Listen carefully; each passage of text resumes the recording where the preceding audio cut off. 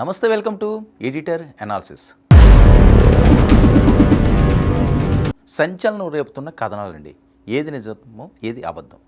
ప్రశ్నారావణ్ జైల్లో ఏం చేస్తున్నాడు, రిమాండ్లో ఎలా గడుపుతున్నాడు, పోలీసులు డైలీ 3 పూట్ల సకల సౌకర్యాలు ఆయనకు అందిస్తున్నారా లేదా, ఇక పాకిస్తాన్ అలాగే వేరే టెర్రరిస్టులతోటి ఏవైనా లింకులు ఉన్నాయా, ఒకటి కాదు రెండు కాదు, చాలా చాలా చాలా చాలా ప్రశ్నలు ఈ రావణ అంశంలో వస్తున్నాయి. అసలు ప్రశ్న, రావణ్ ఎందుకు హిందూ సమాజంపై, హిందూ దేవుళ్ళపై ఇంత పగబట్టాడు? నెక్స్ట్ ఏం జరగబోతుంది? మరి ఆయనకు బెయిల్ వస్తుందా? ఇప్పుడు సర్వత్రా చర్చనీయాంశం అవుతున్న ప్రశ్నలు ఇవే. ఇక రావణ్ విషయంలో అసలు ఏం జరుగుతుందో తెలుసుకుందాం. ప్రస్తుతం ప్రశ్నారావణ్ న్యాయస్థానం ఆదేశాల మేరకు నెల్లూరు సెంట్రల్ జైల్లో రిమాండ్లో ఉన్నారు. గన్నవరం కోర్టు ఆయన్ను జూలై 18 వరకు జ్యుడిషియల్ కస్టడీకి పంపింది. అయితే ఇక్కడితో వ్యవహారం మాత్రం ముగియలేదు. మొదట 10 రోజులు పోలీస్ కస్టడీలో పోలీసులు కోరారు. మరి ఆ పిటిషన్ ఉపసంహరించుకుని తాజాగా మరో 15 రోజులు కస్టడీ కోరుతూ పిటిషన్ దాఖలు చేయడం. అంటే దర్యాప్తు సంస్థలు ఆయన్ను నేరుగా విచారించాల్సిన అవసరం ఉందని భావిస్తున్నాయి. మరి రావణ్పై ఉన్న కేసులు తీవ్రమైనవిగా ఉన్నందున భద్రతాపరమైన పర్యవేక్షణ సాధారణ కేసుల కంటే ఎక్కువగా ఉండే అవకాశం కూడా ఉంటుంది. అది మర్చిపోకూడదు. మరి ఈ కేసులో అత్యంత కీలకమైన అంశం ఉపా చట్టం. ఎందుకంటే సాధారణ క్రిమినల్ కేసులతో పోలిస్తే ఉపా కేసుల్లో బెయిల్ పొందడం చాలా క్లిష్టం. మరి కోర్టు ముందుగా దర్యాప్తు సంస్థలు సమర్పించిన ప్రాథమిక ఆధారాలను పరిశీలిస్తుంది. మరి కేసులో ఆధారాలు ఉన్నాయని భావిస్తే బెయిల్ వెంటనే లభించకపోవచ్చు. మరి ఈ కేసులో మరో ఆసక్తికరమైన అంశం ఏంటంటే వరుస అరెస్టులు. ఒకే కేసులో బెయిల్పై వచ్చిన వెంటనే మరో కేసులో అరెస్టు చేయడం వల్ల ప్రశ్నారావణ్ తరపున హైకోర్టులో ఏబియస్ కార్పస్ పిటిషన్ కూడా దాఖలైంది. మరి తమ క్లయింట్ను చట్టవిరుద్ధంగా వరుసగా నిర్బంధిస్తున్నారని పిటిషనర్లు ఆరోపిస్తున్నారు. అయితే మరోవైపు పోలీసులు ప్రతి కేసు స్వతంత్రమని, ప్రతి కేసులో వేరువేరు ఆరోపణలు ఉన్నాయని చెబుతున్నారు. మరి ఈ అంశంపై హైకోర్టు వైఖరి కూడా భవిష్యత్తులో కీలకంగా మారే అవకాశము ఉంది. ఇక రాజకీయ కోణంలో చూస్తే ఈ కేసు మరింత సున్నితంగా మారింది. ఎందుకంటే ప్రశ్నారావణ్ వీడియోల్లో ఉప ముఖ్యమంత్రి పవన్ కళ్యాణ్పై చేసిన వ్యాఖ్యల అంశం కూడా కేసుల్లో భాగమైపోయింది.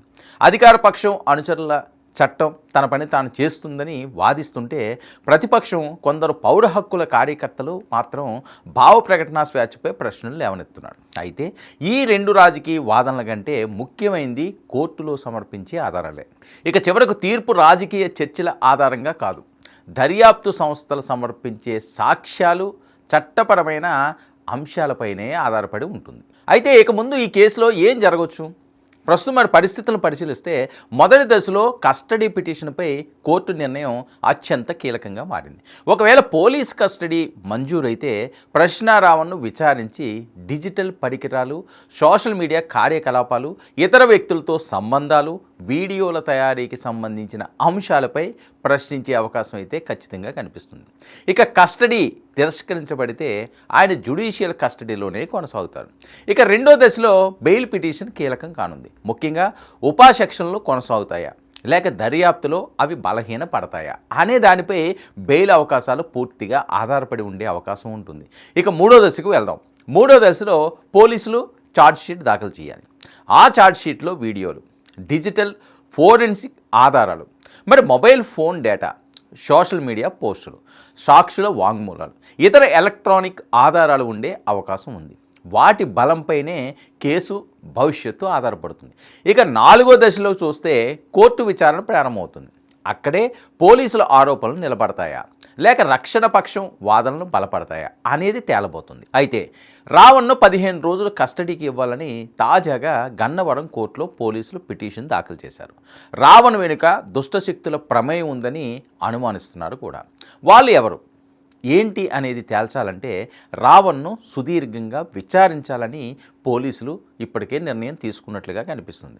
మరి రావణ్ వెనుక వేరే ఉగ్రవాద ప్రేరేపిత ఏవైనా అస్తాలు ఉన్నాయా, అలా ఉన్నా ఆశ్చర్యపోనక్కర్లేదని చెప్పి సోషల్ మీడియాలో కామెంట్స్ గట్టిగా వినిపిస్తున్నాయి. మరి అంతలా హిందూ సమాజంపై, హిందూ దేవుళ్ళపై, సనాతన ధర్మాన్ని ఆచరించే పవన్ కళ్యాణ్ లాంటి వారిని టార్గెట్ చేసుకుని రావణ్ చేస్తున్న వికృత క్రీడకు ఫుల్ స్టాప్ పెట్టాలని పోలీసులు సీరియస్గానే డిసైడ్ అయినట్టున్నారు. చాలామంది దీన్ని చాలా సీరియస్గా తీసుకోవాలని ప్రెజర్ కూడా వస్తుంది. ఎందుకంటే జన సైనికులు ఉండండి, వీర మహిళలు ఉండండి, వాళ్ళు సామాన్యంగా ఊరుకోరు కదా పవన్ కళ్యాణ్ జోలికి వస్తే. మరి పోలీసుల కస్టడీకి తీసుకుంటే రావణ్ నుంచి ఎలాంటి మరి సమాధానాలు రాబడతారు అన్నది చాలా క్లిష్టంగా ఈ కేసులో ముందుకు వెళ్ళబోతున్న అంశంగా కనిపిస్తున్నది. ఎందుకంటే మరోపక్క గమన గురించి కూడా మనం చాలాసార్లు మాట్లాడుకున్నాం. గమన ఒకవైపు, రావణ్ మరొక వైపు, ఇంకొకరు ఎవరో ఒక వ్యక్తి ఆయన ఒకవైపు. ఎందుకంటే వీళ్ళందరినీ పెంచి పోషించేది ఆయనే. లక్షలు వీళ్ళ అకౌంట్లోకి డబ్బు ట్రాన్స్ఫర్ చేసే ఈయనే. మరి ఈయన కాకుండా ఇంకా అజ్ఞాత వ్యక్తి ఎవరో ఉన్నారు. మరి రావణ్ జైల్లో సరిగ్గా భోజనం చేయట్లేదట, సరిగ్గా పడుకోవటం లేదట, కొద్దిగా ఏదో ఆగ్రహావేశాలతోటో ఇంకో రకంగానే మొదటి 3-4 రోజులు ఉన్నట్లుగా వస్తున్న వార్తలు. ఇప్పుడైతే సెట్ అయిపోయారండి. ఎందుకంటే ఆటోమేటిక్గా పోలీసులు సెట్ చేసేస్తారు అక్కడ ఉన్న పరిస్థితులకి. అలవాటు పడాలి. మొదట్లో కొద్దిగా కష్టంగానే ఉంటుంది, ఆ తర్వాత ఇప్పుడైతే అలవాటు పడ్డాను. మరి దాన్ని ఏం చేశారో, ఎలా చేశారో, ఎందుకు అతను మళ్ళీ నార్మల్గా అయ్యాడు అనేది తర్వాత అంశం. ఏదైనప్పటికీ కూడా రావణ్ అంశం అన్నది చాలా సీరియస్గా ఉండే ఛాన్స్ అయితే ఖచ్చితంగా మనకు కనిపిస్తున్నది. పోలీస్ స్టేషన్లు ఇంట్రాగేషన్ పిలిచిన తర్వాత, కోర్టు నుంచి వీళ్ళకి అనుమతులు వచ్చిన తర్వాత ఆ కస్టడీకి తీసుకుంటే అక్కడ ఏం చేస్తారు ఖచ్చితంగా వేరే స్టైల్లో ఆయన చేస్తాడు. ఎందుకంటే ఈయన కొద్దిగా ర్యాష్గా, రెక్లెస్గా ఇంతకుముందు ఉండడం, ఇలా చెయ్యిలు చూపించడం, ఇలాంటివన్నీ కూడా విజువల్స్ పెద్ద ఎత్తున వైరల్ అయినాయి కదా. అదేంటి అరెస్ట్ అయ్యి వెంటనే బెయిల్ మీద వస్తే ఆ కారులో నుంచి ఒక వీడియో కూడా ఆయన వదిలేడు సోషల్ మీడియాలో రావణం. మరి అలాంటి ఆ యాటిట్యూడ్ ఉన్నప్పుడు అంత ఈజీగా కొన్ని అంశాలు వదలరు అని. సరే, వదలకపోతే వీళ్ళు అసలు వదిలే పరిస్థితి ఉండదు. కాబట్టి రావణ అంశం ఈ రకంగా ఉంటుంది. ఎట్టి పరిస్థితుల్లో బెయిల్ వస్తుందని ఆశగా ఈ గమన అండ్ కో వాళ్ళు ట్రై చేస్తున్నారు. గమన కూడా ఇందులో కీలకంగా ఉంది. గమన మీద కూడా కేసులు పెట్టాలని చెప్పి మరొక పెద్ద ఎత్తున వార్తలు వస్తున్నాయి. ఆవిడ మీద కూడా వీడియోలు కుప్పలు తెప్పలుగా పడిపోతున్నాయి. ఇక్కడే కాదు, వీళ్ళకి బళ్ళారి అట, బెంగళూరు అట, ఇంకా ఏమైనా వేరే లింకులు ఉన్నాయా? ఇంత లింకులుండి ఇంత నెట్వర్క్ నడిపించడం వెనకున్న ఆ అదృశ్య శక్తి ఎవరు? వీళ్ళకి అన్ని అండదండలు అందించే అజ్ఞాత వ్యక్తి ఎవరు? ఇలాంటివన్నీ కూడా ప్రశ్నలు చాలా వస్తున్నాయి. మరి సమాధానాలు దొరకాలి అంటే పోలీస్ కస్టడీయే దీనికి సరైన మార్గం అని. పోలీస్ కస్టడీకి వెళ్ళారంటే ఆటోమేటిక్గా పోలీసులు అన్నీ కక్కించేస్తారు. నిజంగా ఇందులో ఎవరెవరు ఉన్నారు ఏమన్నా. అయితే రావణ్కి అంత పూర్తిగా ఇన్వాల్వ్మెంట్ లేదు. అతను కొద్దిగా అగ్రెసివ్గా ఉంటాడు, ఆవేశపూర్వకంగా మాట్లాడుతుంటాడు కాబట్టి అతన్ని వీడియోల వరకు వాడుకున్నారు. దీని వెనకాతల నెట్వర్క్ ఉన్నదని కొంతమంది అంటారు. అలా ఏం కాదు, మొత్తం అంతా కూడా వీళ్ళంతా గ్రూప్ లాగే చేశారని చెప్పి మరికొంతమంది అంటారు. ఎవరు ఏమనుకున్నప్పటికీ కూడా ఇది చిలికి గాలివాన అయ్యింది. ఒక్క సభ, ఒక్క స్పీచ్, ఇప్పుడు పరిస్థితి అంధకారం అయిపోయింది సిచ్యువేషన్. చాలామంది దీన్ని ఏంటంటే ఇలాంటివన్నీ కూడా పరిగణలోకి తీసుకోవాలి. చాలా జాగ్రత్తగా ఆచితూచి మాట్లాడాలి. మనకి నోరుంది కదా అని ఇష్టం వచ్చినట్లుగా మాట్లాడేస్తే కష్టాలు తప్పవు అన్నదానికి రావణ్ జీవితమే ఒక ఉదాహరణ. మరి జైల్లో ఎన్ని కష్టాలు పడుతున్నాడో, ఎన్ని ఇబ్బందులు పడుతున్నాడో ఆటోమేటిక్గా అతను ఏం ఉపా చట్టం అంటే ఎక్కడికో తీసుకెళ్ళి మంచి ట్రీట్మెంట్ ఇచ్చి అలా ఏం ఉండదు. నటోరియస్ వాళ్ళ దగ్గరే కూర్చోబెడతారు. ఇంకా అక్కడ పరిస్థితి ఎలా ఉంటుంది? చాలా చాలా చాలా చాలా చాలా దారుణంగా ఉంటుంది. సో అతను మాట్లాడిందని పశ్చాత్తాపడతాడా? ఏం జరిగిందో ఏంటో, దాని వెనకాసలు ఉన్న ఆ ఇన్సైడ్ ఏంటనేది మొత్తం చెబుతాడా?